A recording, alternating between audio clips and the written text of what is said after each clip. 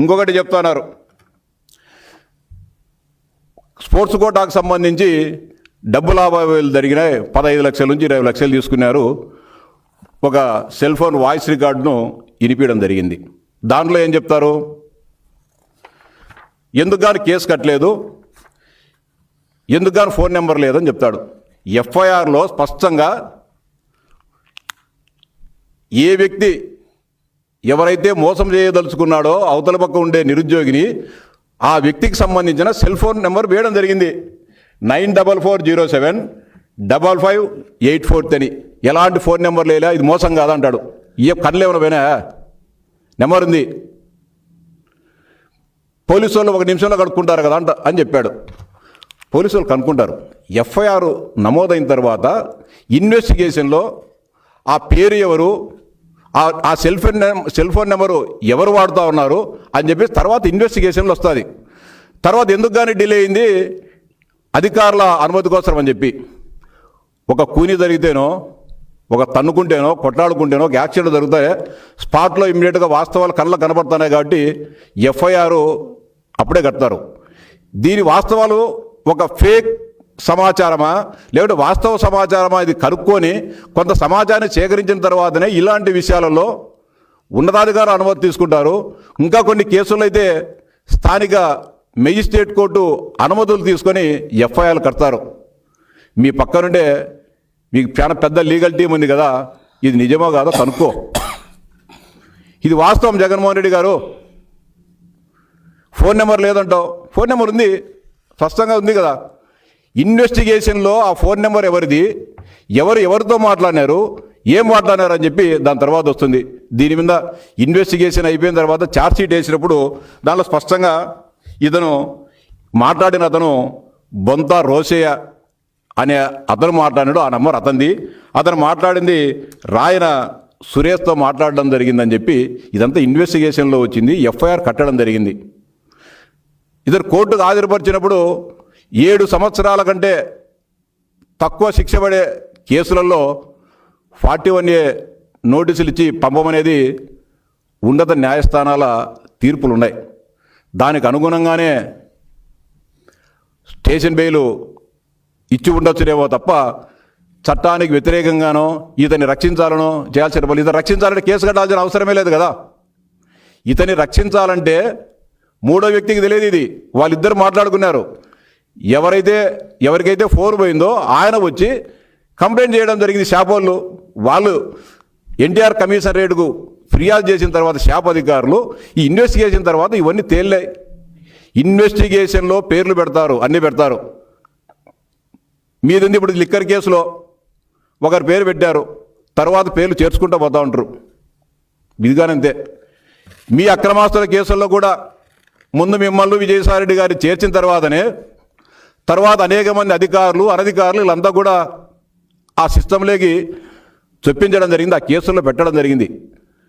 చట్టం గురించి వ్యవస్థలను మేనేజ్ చేసే అత్యంత శక్తి సామర్థ్యాలున్న మీకు ఇలాంటి చిన్న చిన్న విషయాలు తెలియడం లేదంటే ఇబ్బందిగా ఉంది. అలాగే మెరిటోరియస్ స్పోర్ట్స్ కోటాలో ఈ భారతదేశంలో ఎక్కడ కూడా ఇలా ఈ పద్ధతిగా డిఎస్సి టెట్టే ఆయన చెప్పేది టెట్ పాస్ కాకుండానే ఉద్యోగాలు ఇచ్చినారని చెప్తాను. స్పష్టంగా మొన్న జరిగిన ప్రెస్ మీట్లో కూడా స్పష్టంగా చెప్పడం జరిగింది. ఒక్క పీఈటీలకు ఫిజికల్ డైరెక్టర్లకు తప్ప మిగతా అందరూ కూడా అంటే స్కూల్ అసిస్టెంట్స్ సబ్జెక్టు టీచర్లకు కానీ హెచ్జిటి టీచర్లు కానీ ఖచ్చితంగా టెట్ పాస్ కావాలని అర్హత పెట్టడం జరిగింది. టెట్ పాస్ అయినారని చెప్పి మీకు సాక్ష్యాధారాలతో చూపించినా కూడా ఇంకా మీకు ఛానల్ ఉంది అని చెప్పి వినేవాళ్ళు ఉన్నారని చెప్పి మీరు పచ్చబద్దాలు చెప్తూ ఉన్నారు. మెరిటోరియస్ కోటాలో పరీక్ష నీరు ఎట్లా పెడతారు? ఇది కేంద్ర ప్రభుత్వం సెంట్రల్ జిఎస్టీ కమిషనరేట్ కేంద్ర ప్రభుత్వానికి సంబంధించిన సంస్థ. మెరిటోరియస్ స్పోర్ట్స్ కోటాలో మనం మొన్న ఏ విధంగా అయితే రిక్రూట్మెంట్ జరిగిందో అదే విధంగానే జరిగింది. Central GST, central excise and customs Guwahati zone. Gauti invites application for recruitment of meritorious sports person in all 65 sports discipline notified by under sports quota in the grade of tax assistants and havaldars. కేంద్ర ప్రభుత్వమే meritorious sports కోటాలో వారి ప్రతిభ ఆధారంగా, వారి క్రీడా ప్రతిభ ఆధారంగా దరఖాస్తు చేసుకోండి, మేము అన్నీ కూడా ఫిల్టర్ చేసి వీటన్నిటి కూడా సూక్ష్మంగా పరిశీలించి వారిని మేము తర్వాత సర్టిఫికేట్స్ వెరిఫికేషన్కి పిలుస్తామని చెప్పి ఇవ్వడం జరిగింది. ఇదంతా డాక్యుమెంట్, ఇంత డాక్యుమెంట్ ఉంది దీంట్లో. పంపించమంటే పంపిస్తా ఇది, కానీ ఇంత దారుణమైన అబద్ధాలు చెప్పడం జరుగుతూ ఉంది. అలాగే ఇంకోటి చెప్తాడు ఆయన, కూనా రవికుమార్ గారు సాఫ్ట్వేర్ రాష్ట్ర అధ్యక్షునిగా ఉంటే 48 ఉద్యోగాలు ఇచ్చినాడు. ఎంపీ భరత్ గారు జూడో గౌరవాధ్యక్షునిగా ఉన్నాడు, ఆయన జూడోలో ఉద్యోగాలు ఇచ్చేసినాడు అని చెప్తున్నారు. ఎంత అన్యాయంగా మాట్లాడుతున్నావు.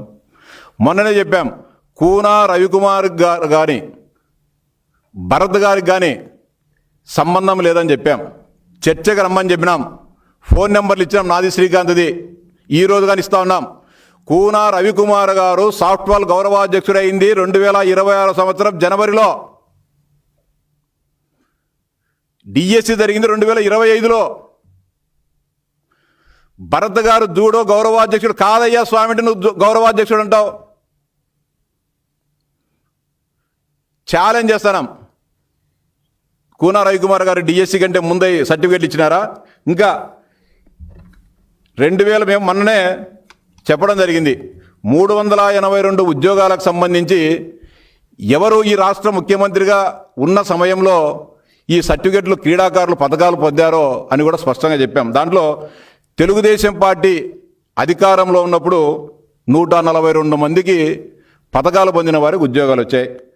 కాంగ్రెస్ పార్టీ అధికారంలో ఉన్నప్పుడు, అంటే ఎస్పెషల్లీ 2004-2000 మధ్య కాలంలోనే మనం ఈ లిస్ట్ అంతా పరిశీలించినప్పుడు సర్టిఫికెట్లన్నీ కూడా 2004-2014 మధ్య కాలంలో ఉన్న వాళ్ళు 105 మంది. జగన్మోహన్ రెడ్డి ముఖ్యమంత్రిగా ఉన్న గత 5 సంవత్సరాల కాలంలో ఉద్యోగాలు పొందిన వాళ్ళు 135 మంది, 382 మంది.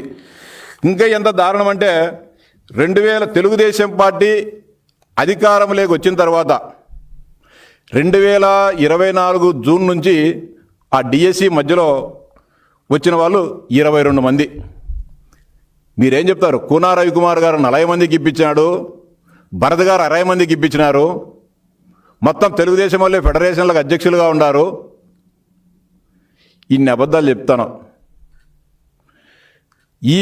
ఎన్డీఏ ప్రభుత్వం అధికారంలోకి వచ్చిన తర్వాత క్రీడా పథకాలు పొందిన వారికి 22 మందికి మాత్రమే ఉద్యోగాలు రావడం జరిగింది.